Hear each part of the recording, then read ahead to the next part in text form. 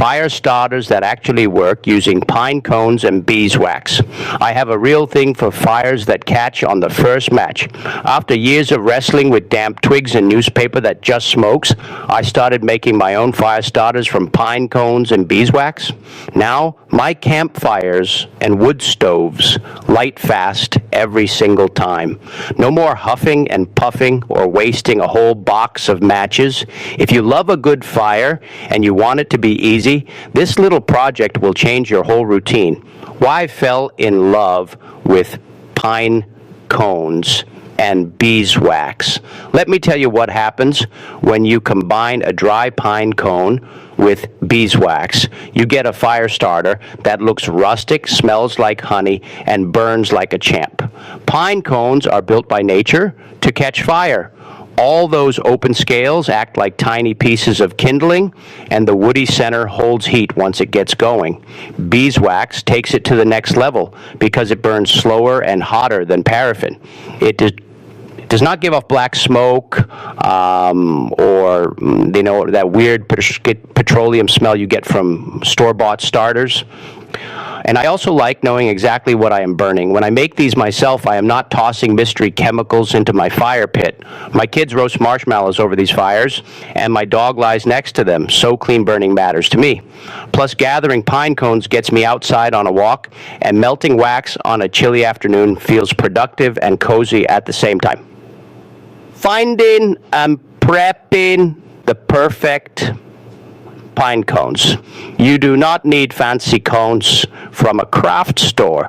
The best ones are free and all over the ground after a windy day.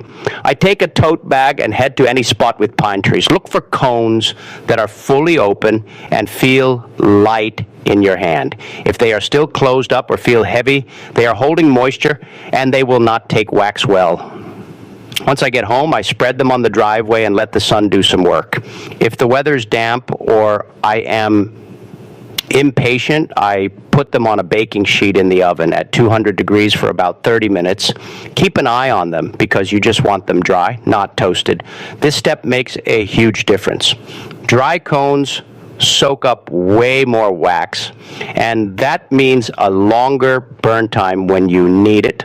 I also give each cone a quick shake and tap to evict any spiders or dirt. You do not have to make them pristine. A little character is fine. I sort mine into big cones for home fire pits and small ones for backpacking. The small ones weigh almost nothing, and 2 of them can get a camp stove going in bad weather. My beeswax setup and why it works. Beeswax is amazing, but it can be messy if you are not set up right. I learned that the hard way when I tried to clean it out of my favorite saucepan. Now I keep a dedicated setup just for wax projects. I use an old coffee can or a pour pot from the craft store. Set that inside a larger pot with 2 inches of water, and you have a safe double boiler. The water keeps the temperature gentle so the wax melts without scorching. Never put beeswax directly on a burner. It can flash if it gets too hot. And that is the opposite of a relaxing craft day. I buy beeswax in 1-pound blocks from a local beekeeper or online. The blocks are usually cheaper than pellets, and they smell incredible while they melt. 1 pound will coat roughly 20 to 30 medium cones, depending on how thick you go. While the wax melts, I lay out big sheets of parchment paper on cookie trays. Wax pops right off parchment once it hardens, which saves a ton of cleanup. I also keep a pair of old tongs nearby, and I wear clothes I do not care about. Specks of wax have a way of jumping, dipping, and building a serious burn time. Here is where the magic happens. Once the wax is fully liquid, I turn the burner off. Working with hot wax over an open flame makes me nervous, so I kill the heat and let the residual warmth keep it melted. Grab a pine cone with the tongs and dunk it completely. Roll it around so the wax gets between every scale. Lift it up and let the extra wax drip back into the can for a few seconds. Then set it on the parchment. The first coat seals the cone and gives it a base.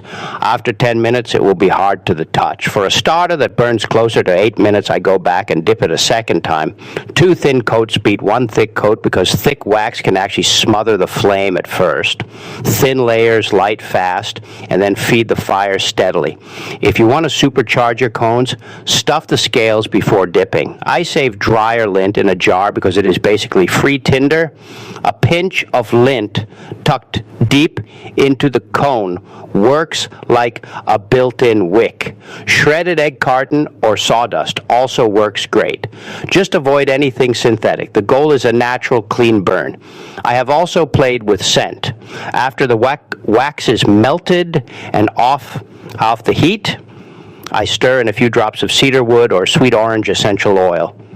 It is subtle, but when you first light the cone, your whole campsite smells amazing. Do not add it while the burner is on because the oils are flammable. How I actually use them in real life. Light one of these and you will see why I keep a stash year-round. I clear a little spot in the fire pit, set the cone down, and build a small teepee of kindling around it. When they match to the tip of a waxed scale is all it takes. The flame spreads through the cone and burns strong for 5 to 8 minutes. That is enough time for even stubborn logs to catch without me crouching there feeding it scraps. For the wood stove, I break a cone in half. A half cone under 2 pieces of kindling and 1 small log is my standard winter startup. I light it, shut the door, and walk away. By the time I come back with coffee, the fire is already rolling. They're perfect for camping, too. I pack 3 or 4 in a Ziploc bag. They weigh nothing, they're not liquid, so airlines do not care, and they work when everything else is damp. I have started fires in drizzle with these when my friends were still fighting with wet matches. Storing them and making them last. Beeswax does not go rancid, and dry pine cones do not rot, so these last forever. I keep a basket of them by the back door all winter. For camping, I store them in a metal tin so they do not get crushed. Heat will soften the wax, so do not leave them on a car dashboard in July. Other than that, they are indestructible. I usually do a big batch once in the fall. An afternoon of dipping gives me enough starters for the whole season and extras to hand out to neighbors. They look so nice in a paper bag with a little twine that people think you bought them from a fancy outdoors store. Mistakes I made, so you do not have to. I tried skipping the drying step once, and the cones hissed and steamed instead of burning. Dry cones are non-negotiable. I also tried to rush and poured wax over the cones instead of dipping. That wasted wax and left bald spots. Dipping gives you full coverage and uses less material. Another thing I learned is to let them cure overnight before you pack them. The wax feels hard in minutes, but it keeps setting up for hours. If you bag them too soon, they can stick together. And seriously, get a dedicated wax pot. I still have a saucepan with a waxy ring I cannot scrub off from 3 years ago. Why this little project is worth your afternoon making pine cone and beeswax fire starters hits that sweet spot between practical and satisfying.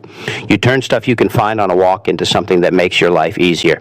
You skip the chemical smell of commercial starters, and you get a longer, cleaner burn. You also end up with a basket of rustic-looking cones that make your hearth look like you know what you are doing, even if you just learned. Once you light one and watch it take a cold fire pit to roaring without any fuss, you will be hooked. I was. Now I cannot imagine winter without a stash by the door and a few tucked in my camp box. Grab some cones and try it. Your future self on a cold night will be really glad you did.